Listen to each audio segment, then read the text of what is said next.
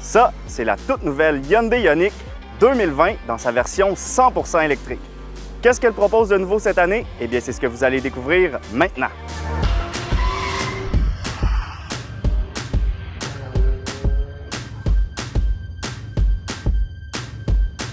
La Ioniq est une voiture plutôt méconnue, mais pourtant très intéressante puisqu'elle est offerte en 3 versions, soit hybride, hybride rechargeable et 100% électrique. En vente au Québec depuis 2017, les ventes de la Ioniq se chiffrent à environ 2400 unités pour la version 100% électrique, ce qui est moins que son grand frère, le Kona EV, en vente seulement depuis 2019. Alors, qu'est-ce qui explique sa popularité mitigée? Eh bien, la première génération de la Ioniq était munie seulement d'une petite batterie de 28 kWh qui lui permettait une autonomie de 200 km, ce qui est un peu juste pour notre réalité québécoise.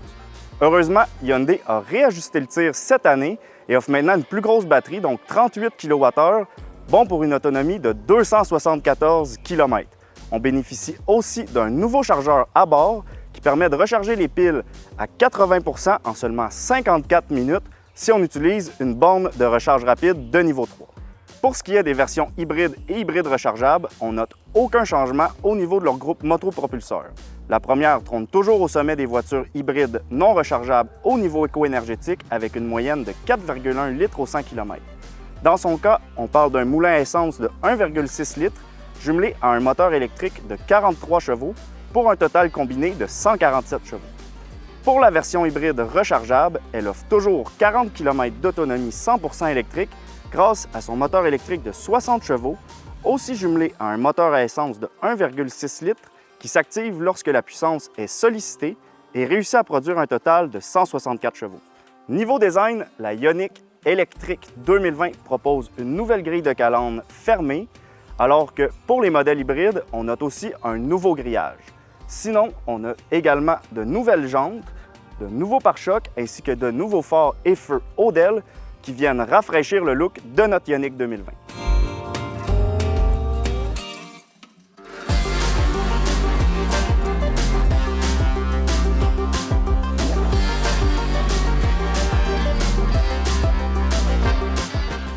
Mais le plus grand changement esthétique cette année, c'est au niveau du cockpit qu'il s'est fait, puisqu'il est beaucoup plus futuriste et se différencie davantage de l'habitacle de l'Elantra notamment.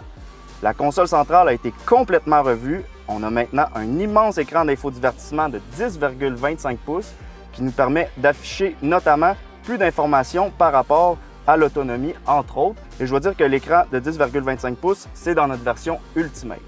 Sinon, on a également un nouvel écran du tableau d'instrumentation qui passe maintenant à 7 pouces et dont l'infographie est aussi beaucoup plus futuriste. Pour le reste, la qualité des matériaux utilisés est bonne, le cuir sur le tableau de bord est supérieur à l'ancienne génération.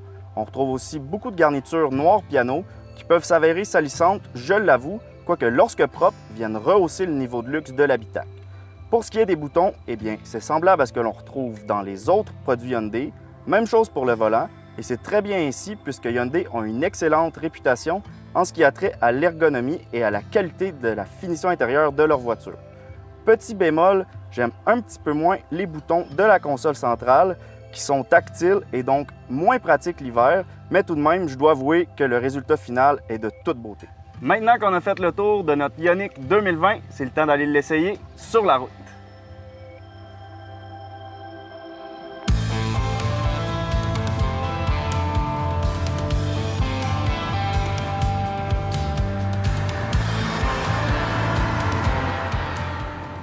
Alors, pour l'essai routier d'aujourd'hui, j'ai décidé de tester l'autonomie au maximum. Donc, pour vous faire un petit résumé, je suis parti ce matin de chez Hyundai Magog avec les piles pleines à 100%. Ensuite, on est descendu à Windsor, sur le bord de la rivière Saint-François, pour tourner l'introduction. Et là, je suis en direction du Mont Mégantic, où on va aller parcourir une petite partie de la route des sommets pour finalement revenir chez Hyundai Magog. Selon Google, c'est un trajet d'environ 270 km, donc en théorie, il ne devrait pas y avoir de problème. Et là, je suis sur l'autoroute avec l'assistance de direction, le cruise control adaptatif. Je conduis sans les mains et à date, ça va super bien.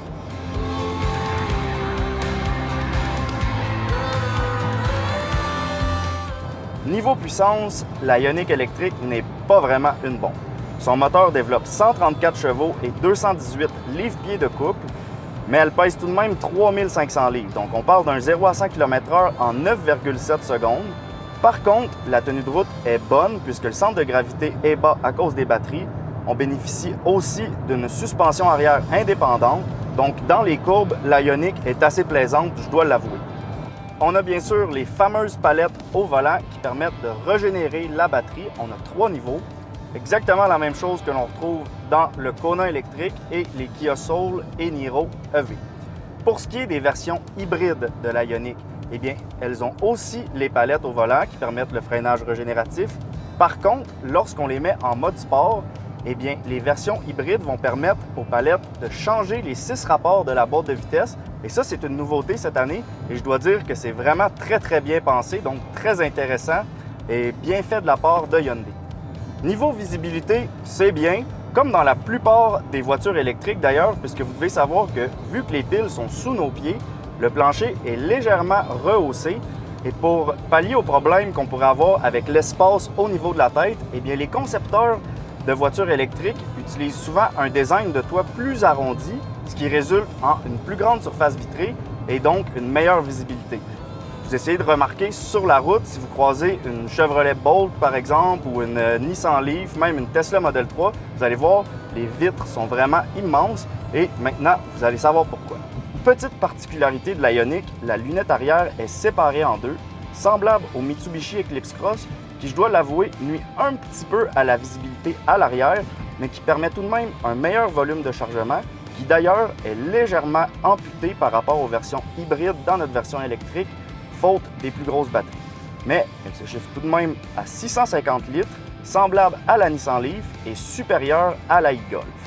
Présentement, on est un petit peu passé Cookshare, je dirais qu'on est entre Cookshare et la batterie. Il me reste 173 km d'autonomie, donc on devrait être bien. Si j'enlève la climatisation, ça monte à 181 km. Donc on est à 58 %. Je pense qu'il ne devrait pas avoir de problème. Alors, je vous tiens au courant aussitôt qu'on arrive à la patrie. Si vous êtes nouveau sur notre chaîne, je vous conseille de visionner le périple qu'on a fait cet hiver en Kia Niro EV, où on est parti de Boucherville pour se rendre jusqu'à Manic 5 en une journée, et ce, à moins 30 degrés Celsius. C'était vraiment pas les bornes qui manquaient. Et en même temps, si vous aimez notre contenu, n'oubliez pas de vous abonner à notre chaîne YouTube et à cliquer sur la petite cloche. On veut dépasser les 10 000 abonnés au mois d'août, alors aidez-nous à atteindre notre objectif de devenir la chaîne numéro 1 d'automobile au Québec. Maintenant, vous vous demandez peut-être à combien se détaille notre Ioniq, alors voici ce que vous devez savoir sur les prix de la voiture. Pour la Ioniq hybride, on parle d'un prix de détail de 25 399 $ et sachez qu'il n'y a malheureusement pas de subvention pour ce type de véhicule. Pour la version hybride rechargeable, calculée environ 28 000 $ si on soustrait les 6 500 $ de subventions qui s'appliquent. Et pour la Ioniq 100% électrique, eh bien, après les subventions de 13 000 $ qui s'appliquent, on parle d'un prix qui est à peine au-dessus des 30 000 $, ce qui fait de notre Ioniq la voiture électrique la plus abordable en ce moment sur le marché.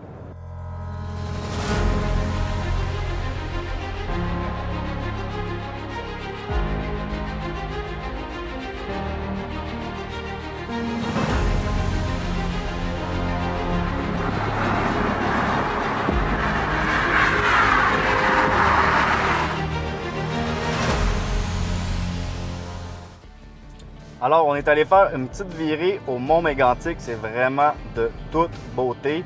On en a profité pour prendre vraiment des belles images de drone. Et là, on est sur la route de retour. Alors, selon le GPS, il reste 104 km avant de revenir chez Hyundai Magog.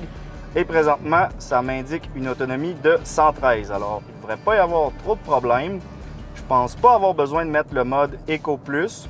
Ce mode-là, ce que ça fait, c'est ça coupe la ventilation, donc plus de climatisation, plus de chauffage, et ça limite la vitesse maximale à 90 km/h. D'ailleurs, il y a des techniciens chez Hyundai en Corée qui ont fait le test avec la première génération de la Ioniq électrique et ils ont réussi à parcourir 350 km en mode éco avec le freinage régénératif au niveau 3.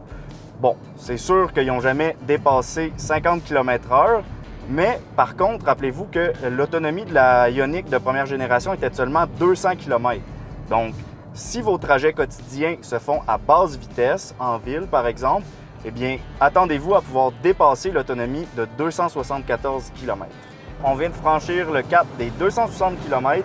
La batterie est à 10 % de sa charge, donc je viens d'avoir un petit message pour me dire ça. Et il nous reste tout de même 40 km d'autonomie, donc 260 plus 40, ça fait bien 300.